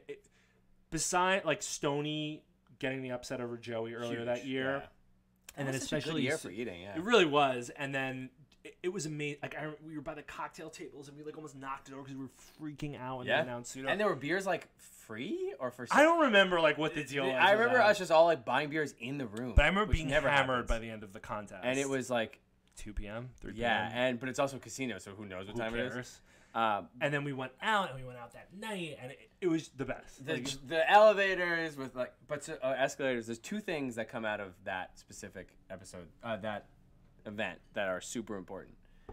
One is that is where Joey hits rock bottom, and if you believe the story, Tommy McKenna talks him out of it, and he turns around and rights the ship. And now since then, Joey has been back at the top of the game. So if you believe Tommy McKenna, that is where he becomes like Joey's spiritual advisor. And regardless of whether you believe that story, it is the rock bottom for Joey. Yes, because he had lost at Nathan's. But it could have been a blip. There was one or two other contests he had lost, but then he losing to Pseudo, not Stoning, losing to Pseudo. And that was our first time interviewing him for the show. And he was And not. there was a situation. Well, that was before. The situation happened during the 2015 Coney. What's the situation? You're talking about with you, Kate, right? No. Oh, then I don't know what you're talking about. The situation. Is it something we should be talking about on the podcast? No. Okay, so don't bring it up. So Kate had a situation that I'm not sure about. But so The people will know what I'm talking the about. people, Kate, the leader of the proletariat, Kate, the people will understand. So Joey hits rock bottom and Tommy becomes his spiritual advisor. That's number one. Yeah. It is a Miyagi situation, which is like episode 4. Or Yeah, it's an episode early 3. one. The other thing is that I realized when I was going back to it is the like kernel. It's the seed for Fink Beats the Stomach rap.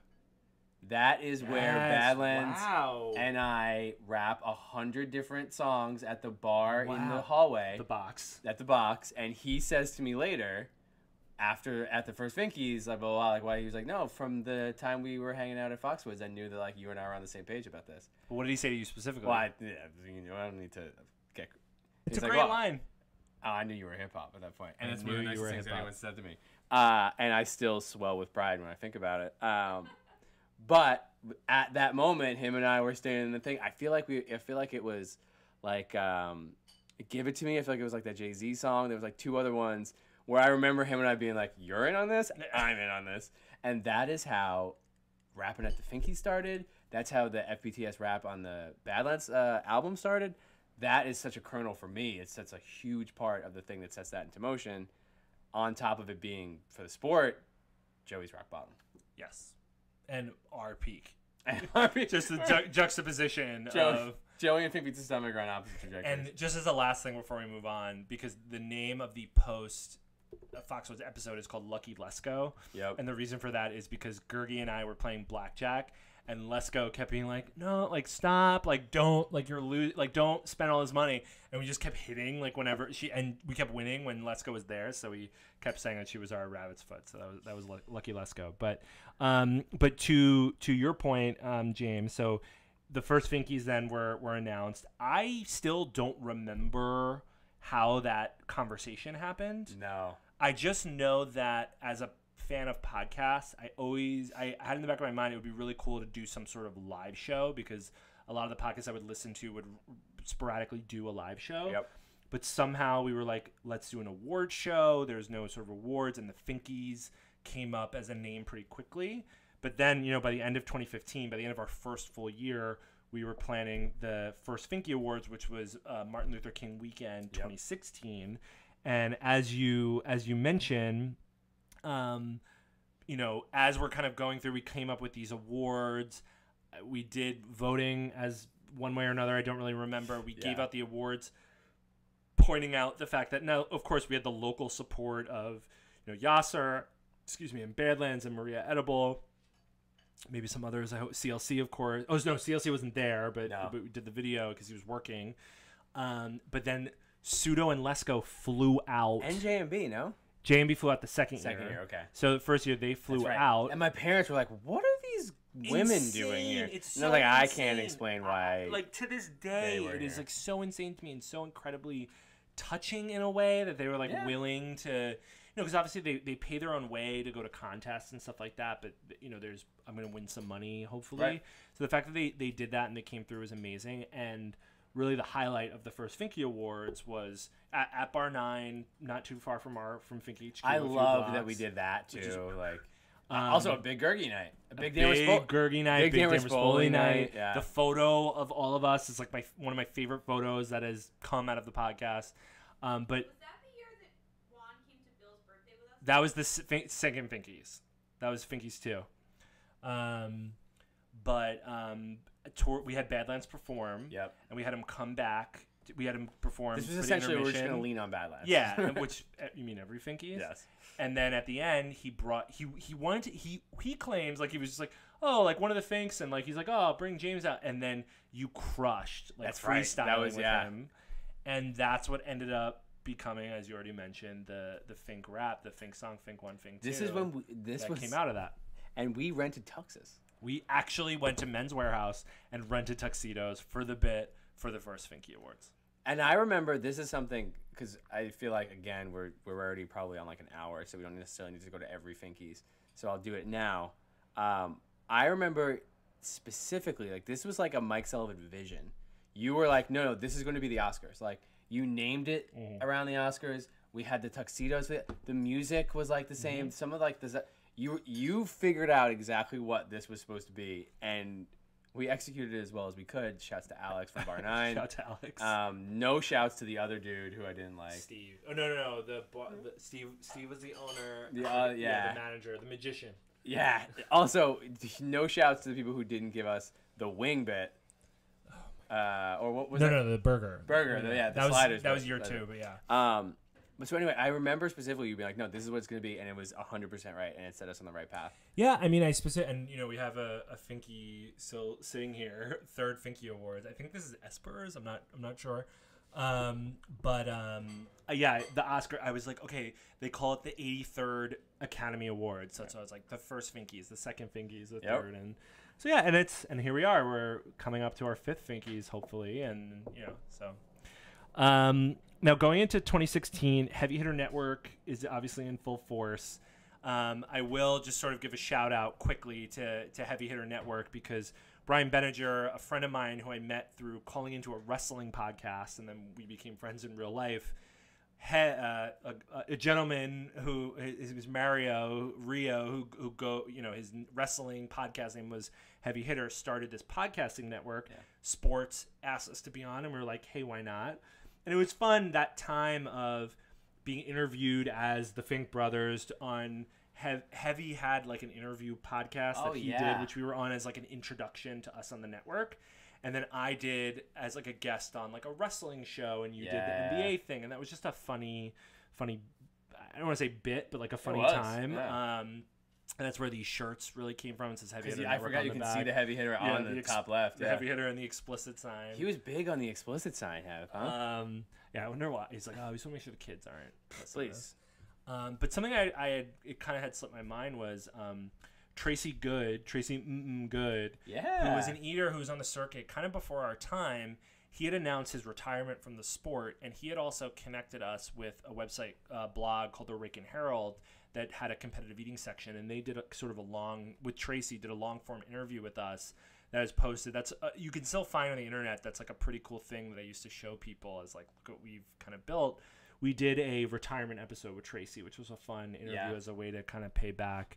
And then that next year really went into the second Wing Bowl, which, I want to focus more on our show, but I will say that Molly Schuyler being kind enough for me to be one of her entourage members that year, and it ended up being the year that she won, was such a fun but also weird and bizarre, we were talking about it before the show, experience, but so cool, and it ended up being the last time that I went to Wing Bowl because I've been back obviously since. Yeah, of course. But it was a really cool competitive eating experience, so I'm really appreciative of Molly for that. And so the important thing for me in my 16-17 year is this is when we created the Brooklyn Annex. This is when Fink HQ moved out to Brooklyn, because this is when, if we want to talk about like our lives mirroring the show, this is when we did one of the great moves, as we mapped out last time I was here, of you guys to Williamsburg. Episode 42 is our first episode in Williamsburg, which is pretty crazy to think about. Yeah, and Gladys, the paperwork got so difficult for her, but she figured it out, thankfully. The zip code differences. 100%. Yeah, you mean you make money in Brooklyn, you make money in Manhattan. It's the taxes are the same, but it's still difficult. That was big, and then you started splitting the episodes for a little while. Do you remember that era? And I guess we would get feedback, I know, from like Kate and some people where like, your episodes are too long. Which, as we're on like a 2-hour episode. We're just above an hour at this point. Thank you, Kate. As long as Kate says. But And so I had the idea, there must have been another podcast that did it, of splitting it up by segment, but it just ended up being too much work and it ended up being just as long. But yeah, there was the part 1, part 2 for like a handful of episodes. I remember that, yeah. And that was like really the beginning of, that was a great apartment. Williamsburg? Yeah, I like that apartment. It was great. I mean, obviously it holds a special place because the first time Kate and I were living under one roof. But it really, it showed the... having to bring all the stuff out to like set it up and having to then put it back. Thing. Yeah, we had the little clip for the microphone stand. You couldn't put the water too high or it would splash over the other stuff. I said that to Kate as I was listening to one of the episodes. Like because we were set up, our microphones were right. It was on the island, of our kitchen. Yep. And there was a sink right next to it, the only sink, besides the bathroom. And Kate would get a drink of water or do the dishes or what have you. And there was one I was listening to where you just hear like. And it stops and Kate just goes, sorry. Because like both of us were probably, specifically me, were probably just like giving her a little look. And could you not? Like, yeah. Sorry. But I lived there too. You live there too. That is very true. And Kate, what was your favorite part of that whole building? Was it the screen downstairs? Yes. Okay. We missed that building in Williamsburg, but no, it was a turning point for the podcast because obviously what I always used to say is the reason the podcast worked was because it worked that you didn't know anything about competitive eating. That was the whole bet. And because you were able to play the straight man, the man on the street, the whatever, and also the fact that it was so low effort because we would set up the equipment. It was literally outside of your bedroom. Right. You would roll out. There would hopefully be a glass of bourbon waiting for you. But then when we moved to Williamsburg, you had to come to Williamsburg if we wanted to record, which, and it, looking ahead to now Park Slope, it's like it's even farther for you. Yeah. And then when you even moved even farther away, right. So, your dedication to being able to come here and continue to record, the podcast could have been done when we moved to Williamsburg. Well, that was the thing is like that was the moment of being like, oh, and not whatever. I'm not gonna like pat myself on the back for getting on a subway. But the whole point of it was, or like a big part of it was, it was just a continuation of the conversation we were having before this started. Like we had a reason for it, but like we were already hanging out on the couch anyway, or watching Fast and the Furious, whatever. We were just doing it now on a mic with like more of a purpose. So I'm amazed that we made it to 2 different Brooklyn apartments. But it was an interesting thing to see, like, we would, like, I feel like catch up more. Yeah. Like, on the episode. Yes. Because we weren't in. So it would be a Tuesday, and, you would come and go home. So, like, I wouldn't want you to stay long. So you'd come in the door. I'd try to have it set up, and we would hit record and go. And then, it would keep going. So it was amazing that you were able to do that. Someone was, like, trying to describe something to me about, like, the walk from the 1 to the F at 14th Street. And I was like, listen. Brutal. No one knows that walk. You do it with your eyes closed. I was like, guys, come on. I was like, you talk about the guy who sells the comic books thing on the side? I was like, oh, you talking about the incense guy? Get out of here. He doesn't stay past 11. Like, I was giving, like, dropping knowledge about it, and they're like, all right, fine, understood, got it. But that was fun. I mean, it was such an interesting time because you guys were engaged already? We got engaged that January of 2016. But we were living together when you were engaged, for right? sure. And then when we moved in together, we were already engaged. So that was in July. We moved in on July 3rd, 2nd or 3rd, and then you ended up sleeping on our floor the first night that we were in. And thank God that didn't become a habit. Yeah. But before we go that in the beginning of 2016, that's a crazy thing to talk about on the podcast. Kate and I getting engaged. I asked you to be the best man at our wedding at the end of episode 39. Which I did not remember. I had forgotten about too, but I saw it as, I saw like, and Mike has a surprise for James. Yeah, and I didn't get to the end because I was like, oh, and it I must was like, just be some I wonder if bullshit, that's what that is, because, what I did was I got these bottles of bourbon that I got a custom kind of label for that would say groomsman or whatever as a way to kind of do it. So I was like, oh, I have this gift for you, and I tried to like spin it with like the podcast. Yeah. But then I gave it to you, and you're like, oh, like no, the craftsmanship, being like fucking James about it, and then Love you then too, you're buddy. like, whoa, like and we had like the thing, and then so and I asked you, and then we kind of did that, ended the episode, and then I'm sure we kind of celebrate because yours said best man, which is it, cool. so I love that. it is cool to listen back to that too because I forgot. Like I knew I knew asking you via that bottle of liquor, but I didn't realize I did it on the show. And it's also fun.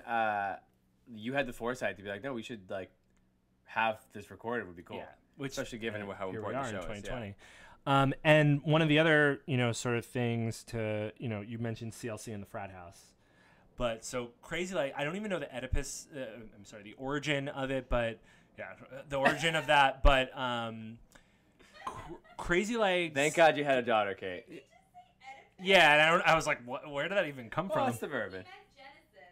Maybe that makes more sense, I guess. But so I don't remember the origin, but it must have been Crazy Legs' idea to come in and where we were drinking Dark and Stormies.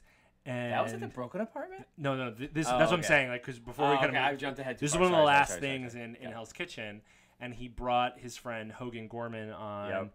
And so the four of us were all kind of chit-chatting, and it was the night of a wrestling pay-per-view. So Thomas Murphy, Kate's youngest brother, came over with a bunch of his Fordham college friends, and they were in my room. Like we put him in the room like your they were parents watching, would. WWE Network, like watching the pay-per-view, and we were all talking, and I need to go back and listen to it because I gave a disclaimer in the beginning of the episode. I recorded after a disclaimer being like, buckle up, like who knows what this is gonna be about, but then as a bonus separate thing, we had CLC in the frat house, which was after Hogan had left. The boys kind of came out and they were like asking CLC questions, and it's funny to listen back because most of those guys were like groomsmen or like part of the wedding of Thomas's wedding. And so it's cool to listen back to that. I think it's this CLC. So this is also one of the notes I have in my phone. Listening at 1.5 speed, I couldn't decide if like I was really drunk or like it was just weird. There are a few episodes. And at the end of, I think it's that CLC episode, I'm like, so tell me more about, and I'm like, whoa, I couldn't listen to any more of it. But it had, those were the good things because we were already hanging with the boys beforehand. Yep. CLC comes with his friend. We do the whole bit and like, that was fun. That was a good one. I listened back to a little bit of that. That was a fun night for sure. It also, we had Matt Sweet Tooth Cohen, and he was just someone I feel like I wanted to have on the show because he would interact with us a lot, and he was someone that was going to Nathan's and so on. And we talked about pepperoni rolls, and that was the origin or the genesis, not the Oedipus, of the song Pepperoni Girls, which has to be played. Which we've texted about this week. Like, that's never dying. So everyone go check it out. I'll send out a link to Pepperoni Girls. It's worth it. And then I want to give a shout out spotlight-wise. We did Marcus Owens, Lesko, our first time talking to Princess Cassie. Start of all she that. became the princess for us. JMB, Mary Bowers, Esper, Yasser Salem, Meredith Boxberger. It was that Best episode. smile in the biz. Yeah, when you realize you saw her. You were at like a Yankee game. She was like, yeah, I was there.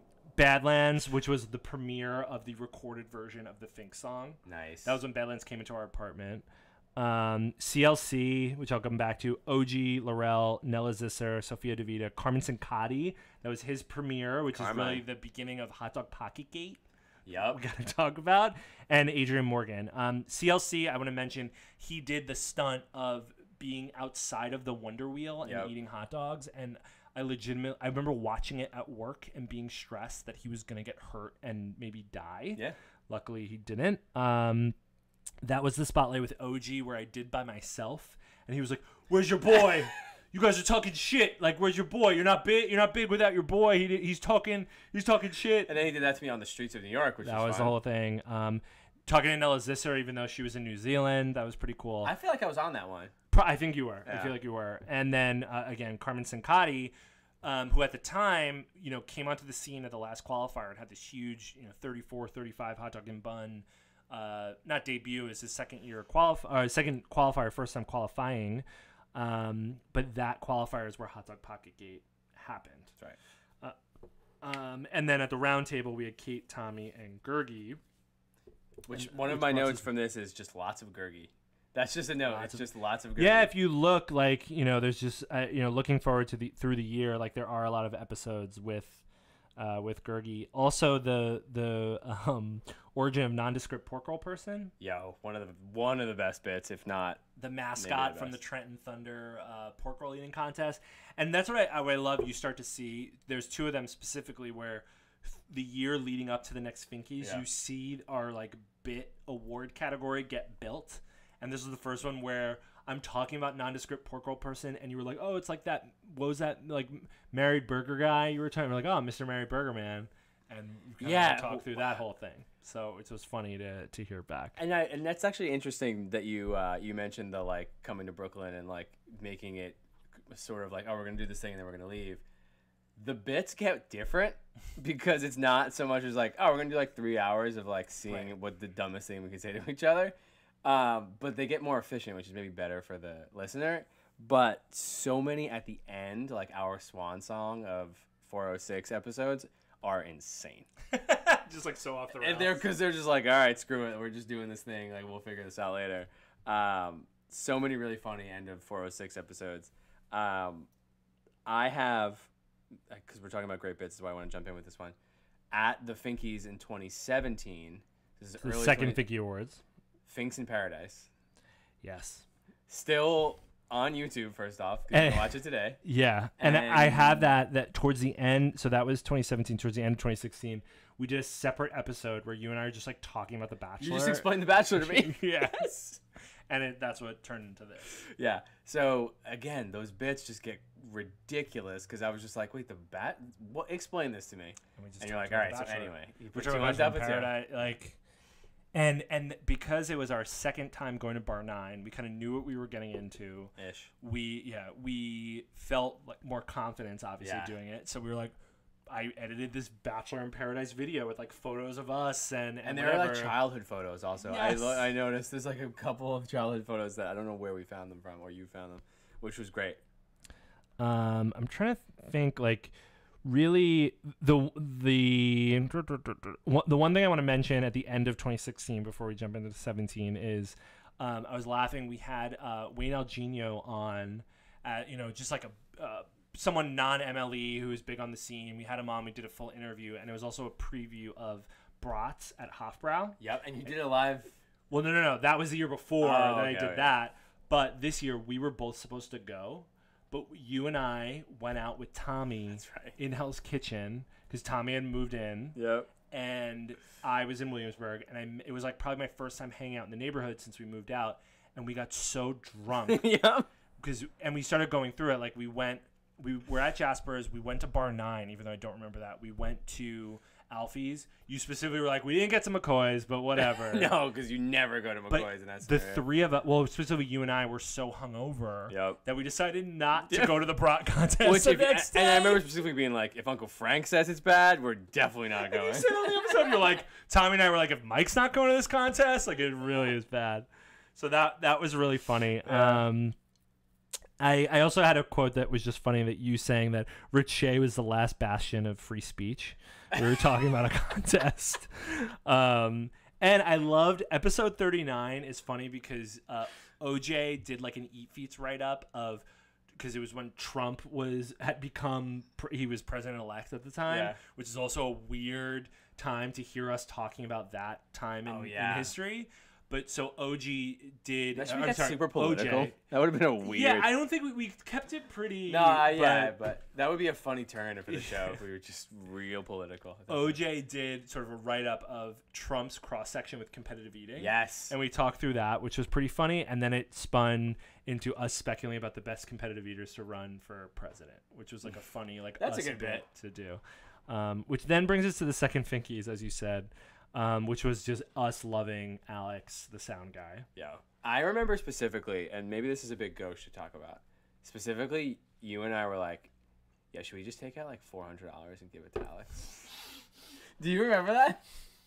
I went to the ATM. I'm not surprised, but no, I don't remember. I went to the ATM. We were like, yeah, how much money do we give Alex? And I took out like $60. I took out like a comical amount, and we were like, we'll use this for the bar, blah, blah, blah. And then at the end of the show, you were like, give him more. And we ended up giving him like $150 or something. He saved us. But I remember both of us just being like, wow, invaluable. because he was the sound guy at Bar 9, and everyone else at Bar 9 fucking sucked, and he really just like took care of us. And the reason we have like the awesome recording from the second Finky Awards, which you could still listen to, is because of Alex. And truthfully, the reason I became friends with one Emily Klein, who came to that Finky's, because she came up to me. We were not that close then at the time. We were working together, but she came, and she walked up to us immediately after the show and was like, "That sliders bit is one of the funniest things I've ever heard in my life." So please talk about the sliders bit, because it's worth the time. So you want to follow the thread? Mr. Mary Burger Man enters our lexicon. We give him best mascot. It was we don't give anything. It was a fan vote. Sorry. It was mascot of the competitive eating mascot of the year. So it was nondescript pork roll person, Mr. Mary Burger Man, Dumpling Mama, Frankster, and I don't know who the fifth and one. we're Mr. Pete. That's Mr. right. Pete was the fifth and one. we're immediately like, all right, if he wins, and we also knew the results. Well, we like knew a week before, right. you know. And we're like, well, we're never gonna get any good content out of this because we're not gonna. They almost wrote us. Well, yeah, I reached out to the company. It's like American Burger Company. They're still in existence. They're a small chain in like the North Carolina area, and they kind of seemed. They ended up giving me an address where I sent the award with a letter with Fink Pizza Stomach fake letterhead that I made. Sounds right. But I never heard anything back. But they seemed like they were going to do something. They ended up not. So when we realized we're not going to get anything from them, this is our most brilliant idea. Yes. We realized that you can order sliders at Bar 9, and we said we're going to give it to accepting the award are the children of Mr. Mary Burger Man, which are these sliders. And I've never been more delighted by anything in my entire life. Because for anyone who doesn't know, the reason he was Mr. Mary Burger Man, so this company, I forgot about that. And I'll tweet it out. But the company, this is funny to no one else. American Burger Company, they sponsored a burger eating contest where you had to finish. It was like these 4-stack burgers, and I think they had to do 4 of them. I know Ronnie was there because he got me this amazing hat that I still have, the Make Burgers Great Again. Yeah, you want to talk about like for real 2016 shit. Yeah. Right. And as part of their mascot for the normal company, and then he was also at the contest, was this guy in like a comical burger suit. It looked like a photorealistic burger, but he had arms and legs, and the guy had a wedding ring. He just had normal human arms and hands, and you saw his wedding ring. So we're like, oh, it's Mr. Mary Burger Man. Which is so he has kids because he's married. There's no more Mike Sullivan bit than a guy in a wedding ring in a burger costume. Mr. Mary Burger Man. And that he had his kid. The triplets came out. The sliders. So we decided, of course, if he's married, they've been lucky enough to have children, and we were like, look, the only thing you have to do as Bar 9 is make sure that in 1/2 hour you produce three small cheeseburgers. It's the only thing we need. Like, we don't care if they're cold. Just in a 1/2 hour, can we make sure? Got you. So instead of abandoning the bit, we stall for 20 minutes because they clearly didn't put the order in until we were on stage, like ready to do it, basically. And the sliders were nowhere to be found. So then we stalled to try to have the burgers come. Like, we're just like asking random questions. And the crowd was like, ooh. Everyone thought this was going to be awful, which it probably still was. But it was funny. But at the very end, we bring out the sliders, and it's my favorite thing we've ever done. Because then we're like, all right, well, have a good night. And we like eat the burgers. And that's how we ended it. It was an amazing bit. I still love it. And I do definitely want to mention at that Finky Awards, when you introduced Badlands, and you talked about it on the post episode, you channeled Jimmy Fallon introducing Guns N' Roses at the VMAs, and we played the clip of Jimmy Fallon at the VMAs when we were talking about it. Fucking Roses! Sorry, I wrote that Jimmy Fallon, GNR. So yeah, like second Finky Awards, and again, you know, because we were mentioning on the first, like One More Bite flying out to attend that one. Shelly came out again for that one too. Like insane. So that was our second Bar 9. Then kind of moving. Well, yeah, because now we're like deep into this. So it's 2017 here. So Kate and I. Hi. What? You're giving me a look. What? I have to go to the dentist in a few minutes. Oh. Okay. So she's gonna be here in charge. Okay. Do you want us to stop? No, keep going. I have to feed her and change her diapers. The dentist. We can wrap up soonish. Yeah. Well, what I will say is bachelor party in NOLA, Well, I have Nola for sure. which obviously was monumental. Talking about when Rich Shea brought us on stage at the oyster eating In the contest. hottest day that's Hottest ever day existed. ever. Talking about Fitzy, if we ever had a kid to name him or her Fitzy. And you Unfortunately, promised that Charlotte. you'd name him Fitzy. We didn't. Boy or girl? Yeah, and we went against what Rich Shea's wishes there. Yeah, brought us on stage. Lots of love from Crazy Legs. Brought us around. And it's cool to think that, you know, obviously, competitive eating isn't the reason that Kate and I got married. No. So it would have happened regardless. The race. You know, but my bachelor party being in New Orleans was because of competitive eating, and obviously you were such a integral part, and Gergie, who was at the bachelor party, was part of that too, and Tommy had seen it and so on. But to see people like Paul and Bill, you know, like my brother-in-law, like who hadn't seen the competitive eating part of it, Right. but when we were at the contest, and again, Rich like giving us a shout out, bring us on stage, us going backstage, Yeah, being us so hanging out with hospitable, all the yeah. eaters was amazing. It was great. amazing. So the interview with the French guy? The interview with I was gonna yes. I Is was that gonna 2017? I thought it was. No, actually, that was early 2018. Damn. Okay. So we'll get there. I do want to. This was my 2017 was my biggest year of Road to Coney spotlights. Yep. So I just Liz McClure, Cassie, Wanyave, Adrian Morgan, Paulo Martinez, Hungry Stevie Palmer, Oh, that was a great Matt one. Cohen, Mary Bowers, Sophia DeVita, Lesko, Eric Denmark, Pedrum, Sarah Reinecke, Josh Miller, Meredith Boxberger, Darren Jacobs, Lefevers, Darren Breeden, Debbie Bethay, Steve Hendry, Renee Rovtar, Badlands Yasser, Esper, One More Bite, OG, Chestnut, and Pseudo. 30 spotlights. I have not. See, I again, don't- this I is the don't Mike think I'll Sullivan ever thing. beat that. Even after recording them, you're like, no, we've got to make sure we name everybody. I just- That's why it's the most. It's Mike Sullivan crazy. bit. It's crazy. Why? How did I have that much time to do that? This is why I was on. I think one of those. I think I talked to Stevie, and Yeah, you were on the and we Stevie paired. That's when we paired. Towards the tail end is when I came up with the pairing idea, and that's when I started doing that. Yeah, I mean that was an insane schedule of recording. Leslie Ryder coming on to chat gyoza. I think that might have been the first time that we had her from a gyoza standpoint. And year like 2017, 2018, 2019, we would have Leslie on for gyoza, which was pretty fun. Episode 60, I shouted out because it was when we brought Kate on. We were still in Williamsburg, and we did the cheese bracket of like what are the best cheeses. Yep. And we did that bit, and we ended up talking about the bratwurst eating contest that had happened and how the Lachey brothers were there. And then you went on a tangent about one of the LFO guys who was on Stern and was talking about when he was dating Jennifer Love Hewitt. I remember us. You talking were about really into that interview. And I still haven't watched it. I was like, oh, I got to check that out. I still haven't watched it. So maybe I forgot about that. Yeah, I think it was Rich Cronin, maybe.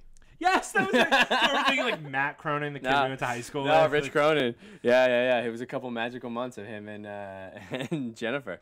And in Yeah. episode 67, we mentioned Einstein running around. That was like right after we got him. Like he was a little Wow. puppy running around. And it was in Williamsburg, so he was literally right there, like as we were doing the episode. Oh, I'm looking at 69 for 2018, maybe. Yeah, that's the Eating cereal. You and I talking about cereal, eating cereal, which was ridiculous. And this is what I meant to mention to you before. So we're on episode 69. We talk about Ronnie loving the 69 Mets. We go through a couple episodes. We go through yada, yada, yada. We're talking about the cereals, and we mentioned that we're both, you're like General Mills, I'm whatever. Kellogg, I'm yeah, just or making whatever. that up. I don't know. And I was like, yo, did you ever do box tops at school? Because this is one of the funny things, like when listening back, and we were talking about yada, yada, yada, and I was like, oh, like, I don't ever know what they did. And you just go, whatever. Like, you're like mad at box tops. You give box tops such shade on this episode. You're like, what? Like, you don't ever take that tone, but for some reason, you were mad at box tops on this episode. And that has been cracking me up since I listened to that. But the crazy thing that was going on in that episode, that was the episode that we were filmed for. Whoa, it was. Okay. So we skipped over the third Finkies, which is fine. We'll get back to in a second. But so we will wrap this up. And we have 14 This is what minutes. happens, like real life. Well, this takes is why we don't over. do 2-hour episodes, I guess, anymore. Yeah. Parenting. So there was a gentleman who reached out to us from a French TV network Yep. that was like, hey, we do. It was a show called like Butterfly something, like the Butterfly Effect, or It was like Ashton Kutcher. It was but basically they like do stories on weird pockets of culture. So they were doing a thing on competitive eating. They followed Bob during Wing Bowl. They did Raina during one of her eating challenges, and then he found us because he lived in the Williamsburg area. Yep. And so he came in. He was supposed to film us watching the croqueta eating contest. Yep. And the stream got completely messed up, so we ended up not watching it. And then we recorded the episode, and he was filming us during the episode. And after he was in my apartment filming you and I like do our Fink thing for 3 hours. Yeah, minimum. It all got cut in the episode. None of it was featured. And I remember him messaging me like, hey, really sorry. It's just we only had so much time and blah, blah. And it just like didn't work out. Yeah, and I remember us like we were trying to salvage it, being like, this is the life of competitive eating. Sometimes you don't get a stream. Like trying to be like profound about it. It just sucked. Third Finky Awards. Third Finky Awards. I just want to say, first time at Flans. Yep. Which I feel is a game changer for the Finkies. Mm-hmm. Just such a better location for us. People can actually get drinks. Very true. Big change. Big change. Almost too much in that direction. Yeah, blacked out every time since we've But that was our connection and love for Renee Rovtar. It was really That's the right. third Finky Awards was when she came in and won by a landslide Rookie of the Year, and her family, who we've come to know. At the time we only knew Renee. Now we know the whole extended family, and one of the best relationships that have come out of competitive eating. I couldn't would agree definitely more. say, so. And that was so much fun. And she said in her speech, I want to mention this, she was like, yeah, I just realized recently, like, I thought you guys were actually brothers. We've recently talked about like, oh, which one of you is Fink? Because like neither of us are Fink. Joey's, I think, still thinks Yeah. so. But so this also real quick, when we started the small town contest bit, Yes, I that have was written around down then. as well. Eating cereal. This is just a great bit. Fink boos the stomach. We did a Halloween The episode, costume thing. and you did you played Monster Mash. I didn't know if you were going to remember that. Yo, and because we did lots of spooky, which is one of my all-time favorite bits. You called it Fink boos the stomach, and it was so funny listening back to that. Instead of using the recess theme, I used Monster Mash only because I knew it would make you laugh. Yo, and you could hear me laughing in the background. It's so good. That was hilarious, and we found out this is when the show is great. On episode 63, we went through the hits of 1963 in terms of music, Oh. which included "Then He Kissed Me" and "Ring of Fire," and we just talked about Whoa! like weird 1963 music for a I couple don't remember minutes. that at all. Loved when we did the number bits and actually looked into it. That was fun, and but Fink boots the stomach got me good. I loved Episode 71, which was Joey had released his condiment line. Coney sauce I have on here. And I bought that, and we were like talking shit about Coney sauce. Yep. But also, I remember making like hot dogs, and I bought frozen Nathan's French fries, Yep. and we were like doing little dips. We like there doing were a live chicken taste. fingers involved. There were maybe? chicken fingers, so we did a live taste test of Joey's condiments. And then the Road to Coney spotlights for Yabadoo for 2018. Juan and Sophia, Eric Denmark and BAB, and famously, actually I'll skip them for now, Balance and Tracy, Cassie and Juan. That was a really good one. That was a great one. We had Hazard, Rich Lefevre, Pablo and Kat Tesh, Lesko and Max Suzuki, Darren Breeden, Derek Jacobs and Holly Titus, Adrian Morgan, Renee and Christina Rovtar. And honestly, probably my favorite single piece of interviewing we've ever done is when we had Ronnie Hartman and Bryn Salesh on for a spotlight together for the Nashville qualifier in 2018. Like the charm is, sometimes we're okay. That was all them. Because obviously we love Ronnie. He's charming as hell to begin with. He has a great story to begin with. He's articulate, all that. But then Bryn coming in with her story. Go back and listen to it. It's a legitimately good. Like when people are like, "Oh, what should I listen to?" I usually send them That's a good one. thing. I'm now gonna send them Fink booze the stomach, by the way, because it's really very funny.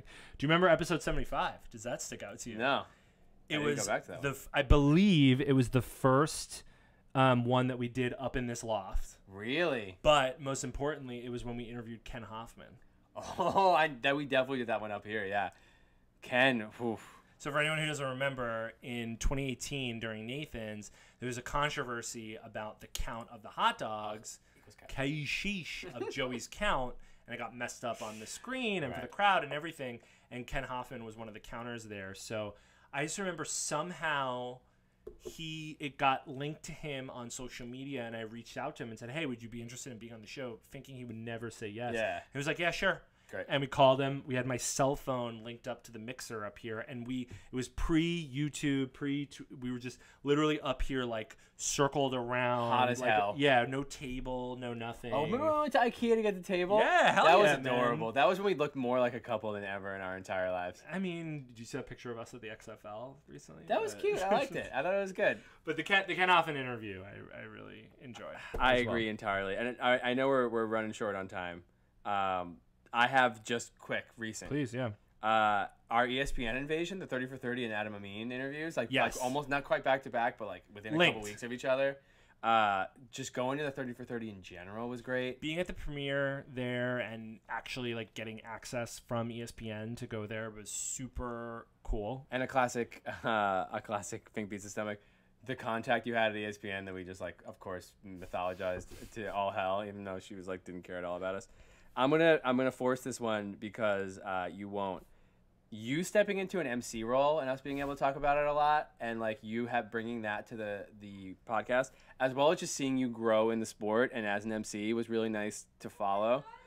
You know, the bit has always been that I don't know anything about it. You're like carrying the show, but like that's of course been the truth. But like really, like you establishing yourself outside of the show.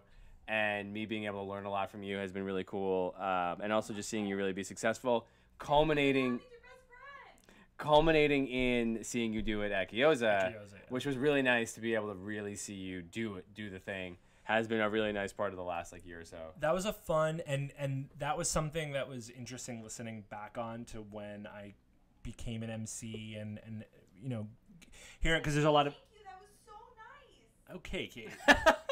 Because there's a lot of episodes talking about, you know, being there and whatever and the people we met. But yeah, for me, the two contests that I think of the most are when Kate saw me MC for the first and only time at the pumpkin pie eating contest. Yep.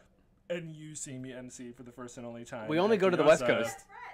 Yeah, only in California. Yeah. So I've been really nervous at a lot of contests, but I've never been more nervous than having you or Kate in the audience because I want to do right by you guys. So Yeah. Although I'm the worst MC that Major League Eating employs, true. it is nice that you were able to see me, and I appreciate all the kind words as well, of course. I was thinking about us at Faded and you being so nervous. Because I was just, like, thinking about couldn't Faded, focus, and you were like, no, this is fun, but we need to go home because I need to practice. Yeah. And like that dedication, no matter what, even if it's MLE or, you know, whatever it is that you've sort of, to me, been known for in terms of like dedicating yourself to stuff, was cool and is cool. And seeing that over the last year or so has been enriching for me as a fan of competitive eating as well. But I'm not going to say another nice thing about you. I want Jake crying. That's so nice. Okay, Kate. Thank you, Kate, for the the peanut gallery. Crying too. She thinks it's so sweet. So what do you got from the year, Mike? Well, yeah, I just it can't be understated that two amazing interviews that happened in 2019, the Adam Amin interview and also the Oliver Brooks interview. Yeah. Just two people who, you know, completely separately and in very different ways who we've come to love and respect through our involvement on July 4th, and to have both of them separately come on the show was really cool. And obviously Adam is, you know, Adam Amin being like an actual sportscaster professional Was who, amazing. you know, was amazing and like threw us a bone doing it. Oliver taking time out of his day, but someone who we consider, you know, a friend, and it's been really nice to get to know him, is really cool. So that's really fun. And, you know, we're kind of going quick through it, but really 2019 was a super tough year because as we, you know, right in the beginning, and we were planning on having the 4th Finky Awards in January, and then, you know, there was health issues going on with my dad. Yep. And so we ended up, you know, canceling the Finkies, and I didn't think that it was going to happen, the Finkies that year. And through the support of you and really the support of Kate, you know, we were like, okay, like, let's do it. It doesn't matter. Is it in April? Who cares? Like, let's just have fun. And it really kind of took away the shackles of the Finkies. And now we're talking about the 5th Finkies will be sometime, you know, in April, May. Like, we'll figure it out. And it meant so much to be able to do the Finkies that year, and having my parents there. Because usually they're not in town when we would do it. And so the fourth Finkies is a very special place in my heart because, we got to interview our moms on stage, which was really cool. And having my dad in the audience with everything that was going on was really cool. So it was amazing. It was really fun. And 2019, although a lot of things have changed in our lives, and, probably by episode count, there hasn't been as many, but some of my favorite episodes and gets that we've done and the things that we've been able to accomplish have happened in 2019. The Gyoza contest was there. The fourth Finkies, I really feel strongly that it was the best one that we ever did. And some of the interviews that we were able to pick up were pretty awesome. For sure. And it's actually, now I hadn't thought about it until just now, but not only did we deal with the early part of the year, well, you did all the dealing, but the early part of the year, you had a child in 2019. This is really Fink grows up. This is a real 2019 was grown up Fink, which also came along with us getting way better stuff. The Adam Amin interview, through no help of our own, was amazing because Adam Amin is awesome. Just him being nice. Right. We we went to this movie premiere, which I know even it's small because all we had to do was email this person, but we've been able, we've grown up with the show and the show's grown up, and we started the timer because we were a little more self-aware that maybe we shouldn't do no, because this one was supposed to go sort of off the rails, but this was a really interesting settle into a different period, and there's been ups and downs and sideways and otherwise, but 2019 was a really cool year for a lot of reasons, and a really interesting year in a year that was not particularly, we were talking about this, interesting competitive eating wise. There was same people won, sort of status quo. No one new was kind of around. It was interesting for the reasons that we find it, but we made our own stuff because the show is 70% competitive eating, 30% Mike and James, and the Mike and James part was maybe potentially the interesting part of 2019, which was cool. And it's interesting looking back from, through, because obviously this being our first episode of 2020, but looking at 2019 to 2014, looking back of our show, the rise and fall of certain eaters. Yeah. So Carmen Sincati coming on the scene and retiring within our time period. Joey continuing at the top of his sport. People like Gideon and Esper and whatever. And I love 2019 is when we started to do video. We started to do this YouTube thing. But having people on, getting to the point where let's just have the people on who we really love kicking it with, the Matt Hazards, the George Chiggers, the Bonnie Hartmans, that type of thing, and it's been fun. But I will say the biggest thing looking back is our friendship, honestly. And it sounds really silly to say, and I don't want to put too much on the mantle of this podcast, but it'd be interesting to see what our friendship would be without this podcast. Yeah, it's hard being friends. It's hard maintaining. It's just hard keeping up with people, and I'm particularly bad at keeping up with people, unless I'm seeing them on a regular and convenient basis. Yeah, you and me both. But just the fact that, not only have you stuck with me through doing this in our apartment, but especially through Williamsburg, through Park Slope, and that you continue to come here is, a lot of the reason why I'm able to keep up with you is, you've put a lot of the work in to kind of be here and be a part of that. And I really appreciate it. And stop, Kate. And no. No, I mean, true. That's two ways. I've always I'll come out here, but you come here with I have 5 ideas of blah blah blah blah. I have all this stuff together. It's a really funny stand-in of just effort for friendship. You put an effort for the show, but it's a very thin membrane between it standing in as a friendship thing. And as I said before this episode, and I've said it on it, it's a lot about that. It's a lot about two people who went from 24 to 30 on a mic. The episodes are way different now for a couple very specific reasons. So it's a really interesting thing. I don't think we'll ever go back and listen to our friendship over 6 years because it's hundreds of hours, but we can. And not that many people have that opportunity. So thanks to the Fink Beats the Stomach as an idea for a lot of that as well. I can't imagine the idea that we would make it to 200, but hey, who knows? I never thought we'd make it to the first 100. I can't believe that we're sitting here at 100, and it's 100 plus all of the other things. It's less about 100. It's more about, for me, the 5.5 years that it's been, and the fact that we're about to do our 5th Finky Awards, God willing. Yep. And all the people that we've met along the way, you know.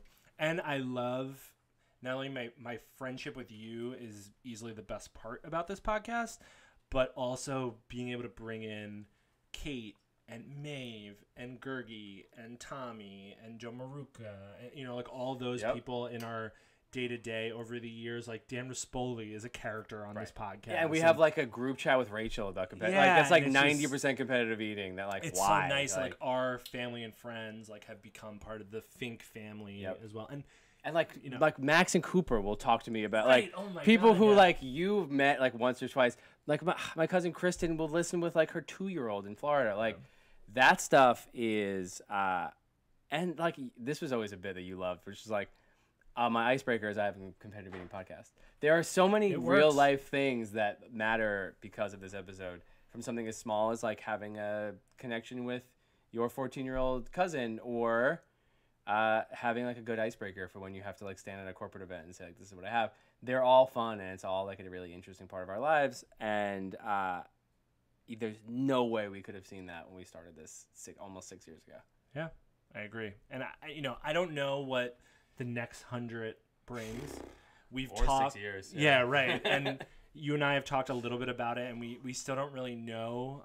We have a few things floating around. We're, at least for the immediate term, Fink Pizza Stomach continues. We're looking forward to the Finky Awards, and we'll make that more official as time goes on, and we'll see where this takes us. And who knows? Like going back again to that episode 2 and being so elated that Badlands Booker wrote us an email, and now flash forward when the same guy has done a song with you, and my parents know who he is, and having someone like Adam Amin on, and whatever, like crazy. It's insane, sort of the where we were and where we've come, and so I'm excited to see what comes next, because at the end of the day, the reason why I love doing this podcast and the reason why it's lasted for 5.5 years is because I get to sit here and drink bourbon and talk to you, and that's really what it's all about at the end of the day. So it's been a lot of fun.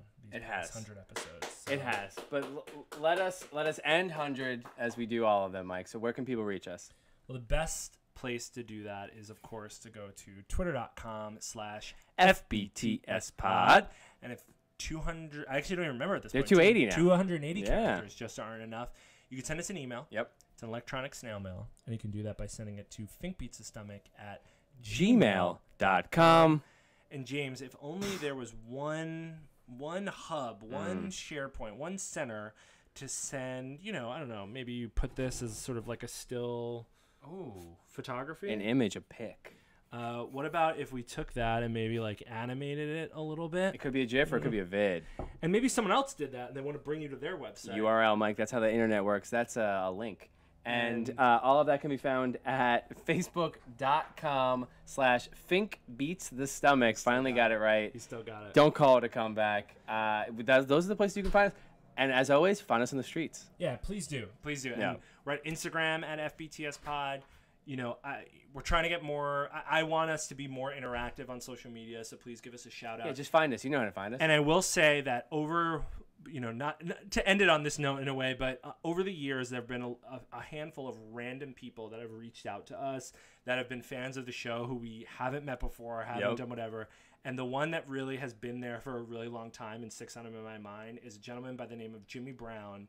And I want to give you a shout out, Jimmy, because it's just so awesome that anyone who doesn't know us listens to our show and likes what we do. And so that's really cool. So if you are one of those people, one of those Jimmy Browns out there, please reach out to us that's why we give the links and all the ways to contact us. And every so often I'll do this. Jay Splizzy, 2 Z's. Yeah. Holler at me. He'll do it. Yeah. There's some odds going between Hazard right. and Beard for the Croqueta contest. So we will be back in some form or another. Who knows? It might be as simple as 101, but we will see. But regardless, we thank you guys for sticking with us for the past 5.5 years, for the past 100 episodes. But at just the minimum, we thank you for listening to this episode of Fink Beats the Stomach. Good night, everybody.